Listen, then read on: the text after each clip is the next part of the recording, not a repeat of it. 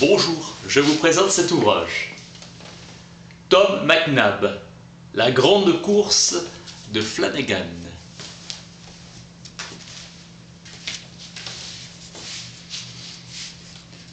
Alors que le pays s'enfonce dans la crise de 1929, Charles Flanagan organise la plus grande course à pied jamais organisée aux États-Unis. À Los Angeles, ils sont près de 2000 venus de 60 pays, à se présenter sur la ligne de départ, prendre le chemin de New York. Au fil des étapes, les concurrents vont apprendre à se connaître et certains vont même nouer des liens. 1 yard, 0,91 cm. 1 mile, 1609 mètres. Muni d'un ticket de train, Hugh MacPhail s'affranchit de toute crainte et il en tire un certain sentiment de sécurité. Il descend à 10 km de Los Angeles et mettra 40 minutes en courant. Ses foulées sont basses et mesurées, ses pieds quittant à peine le sol. Il avait un sac à dos et une casquette. La course de fond lui a décapé la graisse. Le liquide salé de la sueur lui pique les yeux. C'est midi, mauvaise heure pour les coureurs. Il sentait le parfum des oranges et ses oreilles le vrombissement des insectes. Concurrent de la grande course transaméricaine, Flanagan. 2000 de plusieurs pays. La pauvreté du lieu adoucie par la chaleur. Des chiens bâtards s'efforçaient de lui happer les talons. Des enfants riaient, des adultes observaient en comptant les pas. Le coureur isolé est toujours matière à plaisanterie. C'est un intrus, un homme dont le rythme solitaire est inexorable et il brise les habitudes quotidiennes des gens qu'il côtoie. Le coureur est toujours et partout provoqué et harcelé. Percevoir la nuance dans la menace. Tout coureur émet une affirmation personnelle chaque fois qu'il court. Me voici, je cours, je suis différent. Il se délectait de la sensation de fluidité décontractée que la chaleur communiquait à ses membres. Foulée basse et économique, un coureur le rattrape et le double à 16 km/h. Il était venu en Amérique d'Écosse pour faire la course, et ce n'était pas le moment. Il se rappela qu'il devait toujours courir à gauche face à la circulation. La ville grouillait de coureurs, il se sentait étranger après 5000 km de train et 10 km de course. Plus maintenant, 5 hôtels l'attendaient. Les plus grands coureurs du monde étaient là, et le doute du fermier qui a semé son grain l'envahissait au moment de la moisson. La course, 80 km par jour. Il alla au restaurant et mangea lentement. Il y avait 180 journalistes du monde entier et l'idée de la Transamérica avait suscité toute la gamme d'opinions possibles, de l'incrédulité à la dérision. Un prix de 150 000 $ hors garanti par la National Bank of America, puis 50 000 $ jusqu'à 200 à la 100e place. Droit d'inscription 200 $ par personne, preuve de la bonne foi de chacun des concurrents. 3 repas copieux par jour. Un homme en 1880 était capable de marcher longtemps à 8 km/h, Edmund Bison Beston, qui a traversé l'Amérique avec 60 km par étape quotidienne. D'autres parcouraient durant 6 jours d'affilée, 160 km par jour. Et personne 80 km par jour en traversant l'Amérique. 10 médecins suivront la course et 20 masseurs, plus ceux personnels. Ces hommes sont venus saisir leur chance. C'est un pari. Ce sont des athlètes et des joueurs. Flanagan parie qu'il y aura au moins un pour finir la course. 12 arbitres éviteront les triches. Les aides disqualifieront les coureurs. Il y aura 121 femmes. Même prix que les hommes. Des prix par les étapes et les villes règlent une contribution pour le passage de la course. Comme le Tour de France cycliste.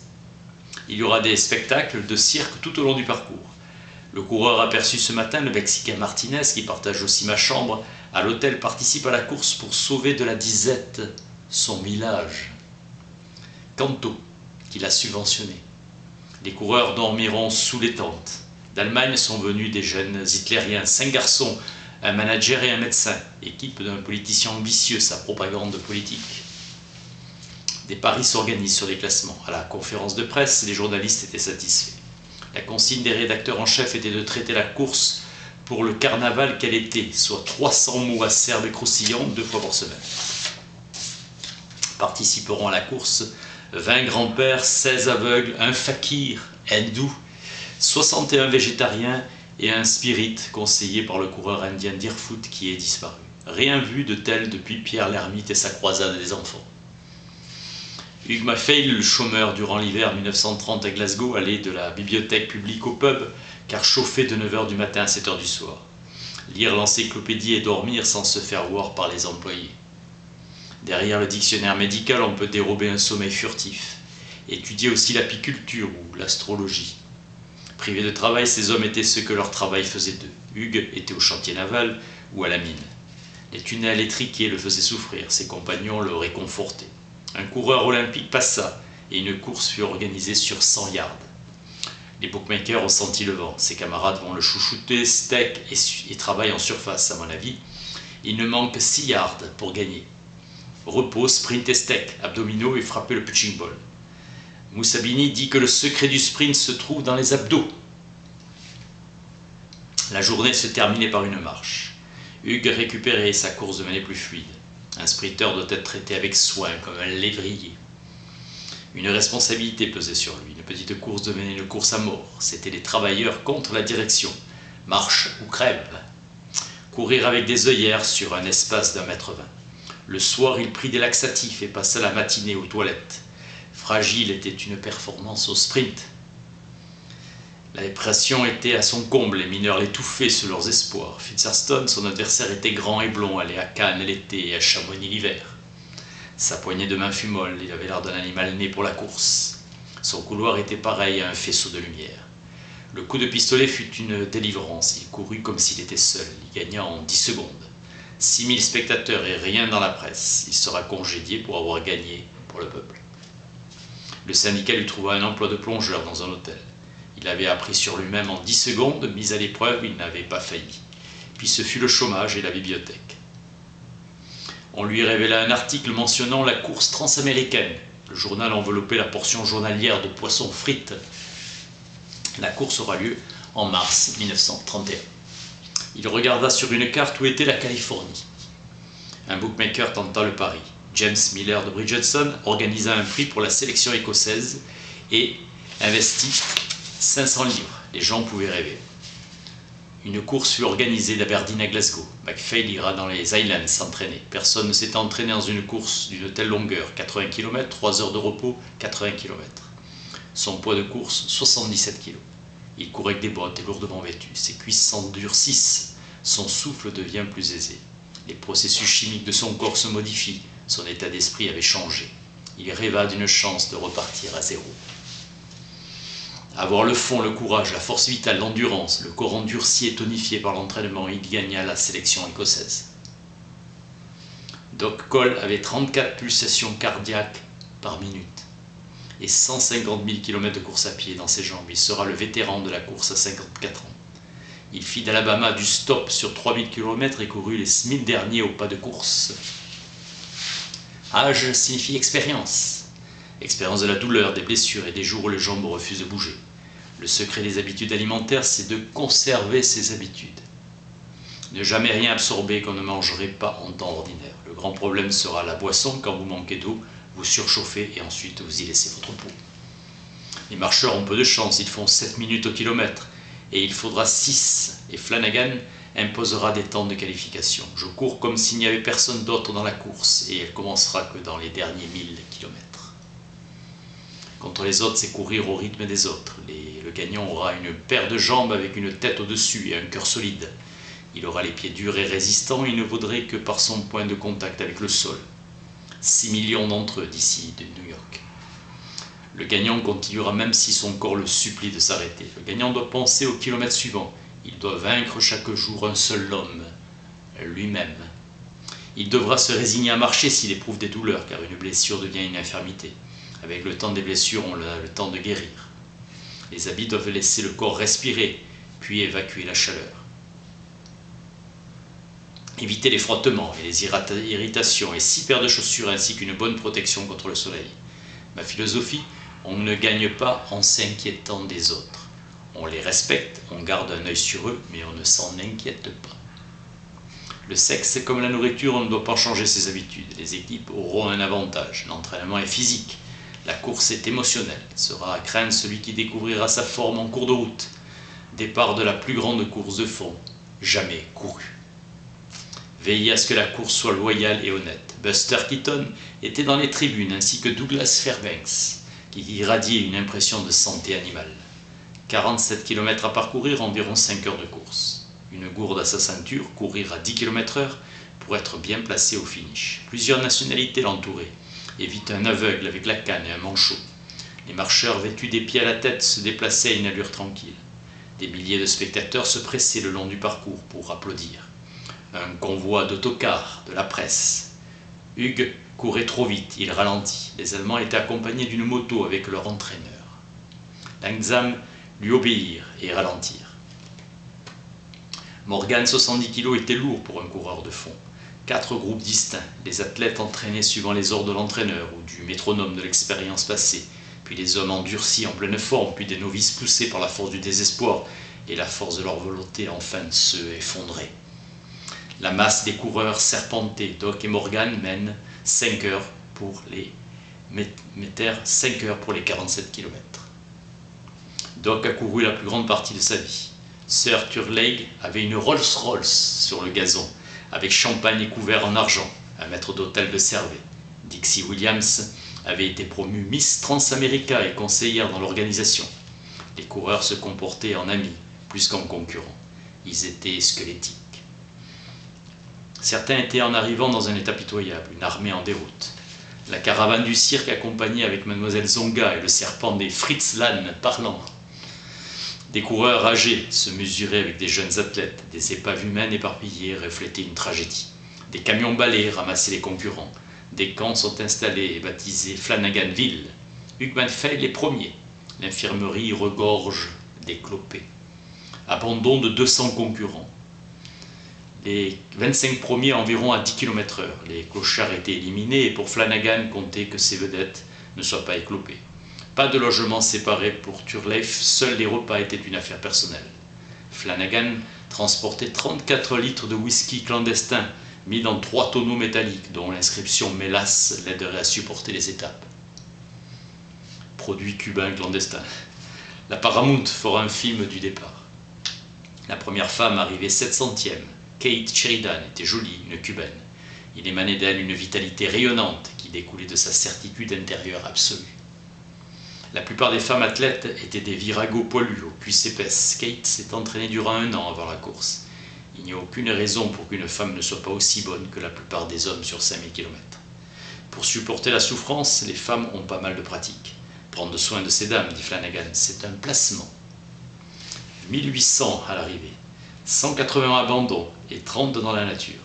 Le règlement nage ou coule, mais un camion ramènera à Los Angeles une centaine d'entre eux.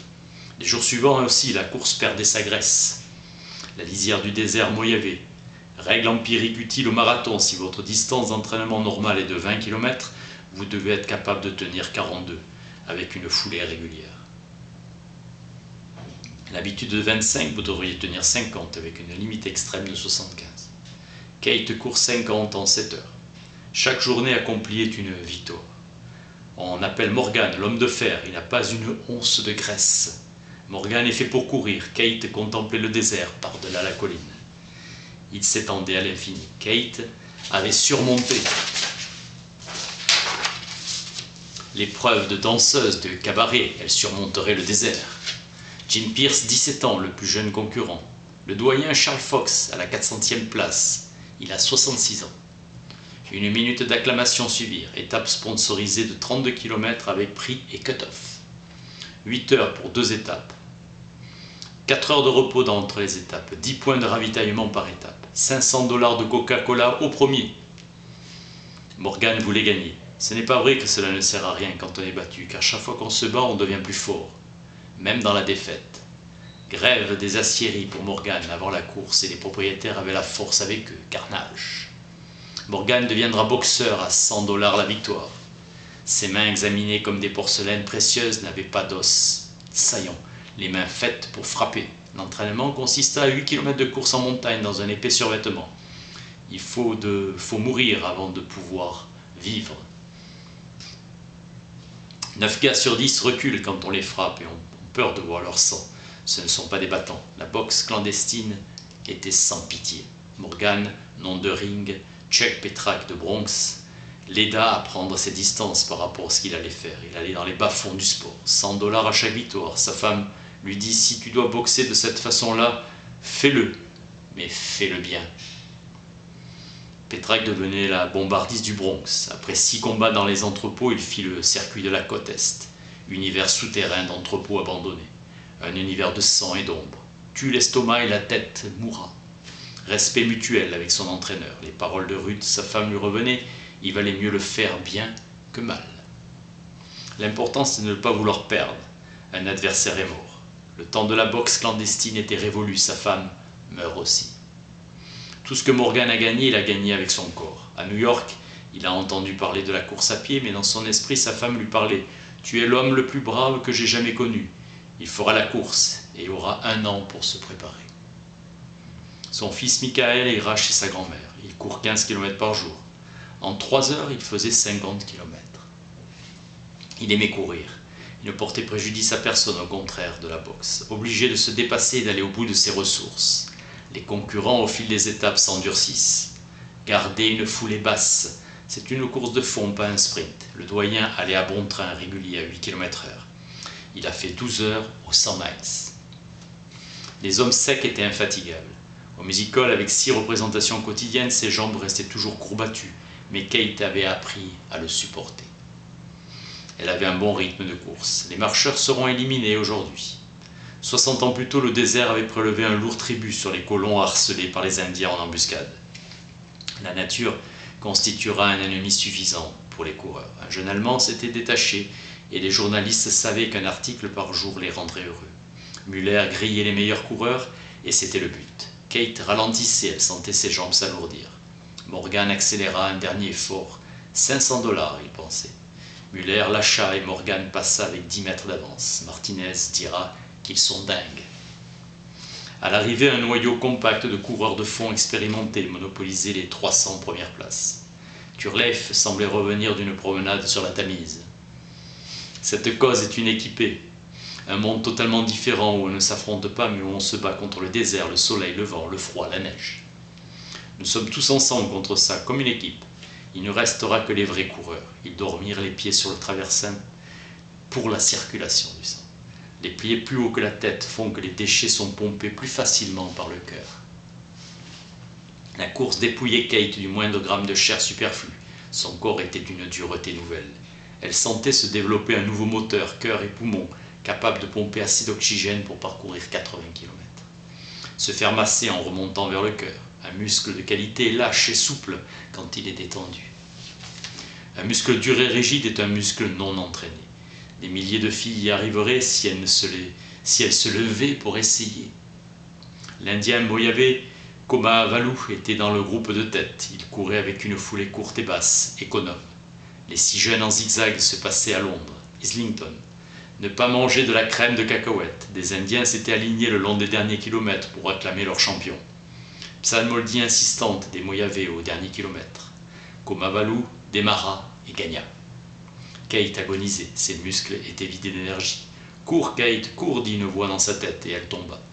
Morgan la gifla et l'encouragea à repartir. 1280 coureurs survécurent. L'entraîneur allemand demande la disqualification de Kate et de Morgan pour aide illégale. Flanagan refusa car ni levé ni porté. Les Allemands veulent éliminer Morgan. Le Woman Home Journal offre 10 000 $ à la femme terminant dans les 200 premières. Il est difficile pour un coureur isolé de gagner et des alliances non officielles se nouent. Similitude d'âge, de race, de religion, d'expérience ou de couleur, mais pas de frontières, mais des familles, comme les colons. Doc frotta ses pieds avec un petit morceau de papier émeri après avoir examiné ses pieds. Faire disparaître la moindre rugosité chaque jour. Courir sur des roulements à billes. Couper les ongles très courts et talc puis vaseline. Nous poussons jusqu'à la rupture. Hugues talquait l'intérieur de ses chaussures. Doc avait un maillot à manches longues. Le désert est la cour de récréation du diable. Tout dépend de sa vitesse d'adaptation. Se protéger du soleil, que votre fierté ne vous interdise pas de marcher. Écoutez votre corps. Kate sentit le fil invisible qui l'unit à Morgan. Être de ceux qui ne renoncent jamais. Kate avait du fond, compliment dans la bouche de Morgan. Le jour de repos a rendu à la peau éclat et vitalité. Villard aimait la gageure et a organisé les gens, et cela depuis toujours. Il donnait corps aux rêves de Flanagan. Il aimait les coureurs. Direction Las Vegas, le Monte Carlo américain. Les points d'eau seront doublés. 2000 $ au premier. L'air se raréfie en altitude. Trotter tranquillement en restant détendu et sans forcer. Nous devons en altitude garder une allure réduite. C'est le rythme qui tue, pas la distance. Pour Hugues, la route était devenue un rêve. La douleur n'existait pas. La quantité d'oxygène répondant exactement à ses besoins. Le sprinter était devenu un coureur de fond. La course le purifiait comme une confession. Allure économique pour les coureurs. Le doyen avait le rythme brisé par la pluie. Il commençait à respirer pesamment. Une inondation et la route est coupée par une crue subite, 2 heures de course en plus. Doc sortit de sa casquette une boussole. Un groupe coupa par la rivière en formant une chaîne humaine et 15 km gagnés sur le Bosch, et ils partagèrent le prix à Las Vegas. À Washington, les contributeurs au parti du président souhaitaient que les bâtons soient mis dans les roues de l'organisation de la Transamérica, faisant de l'ombre au monde de l'athlétisme amateur. Le FBI fera une investigation minutieuse, un meurtrier en combat clandestin, une pépinière de rouges et d'anarchistes. Ces éléments sont susceptibles de causer des troubles. Doc Cole laisse Muller se brûler dans les Rocheuses. Les coureurs 5 à 6 000 calories par jour et boivent du lait de chèvre pour accroître l'absorption de calories. Le Seigneur aide ceux qui cèdent. Rester sobre et la marche nettoie le système. Le sport est un combat contre soi-même. Doc Cole gagna à New York.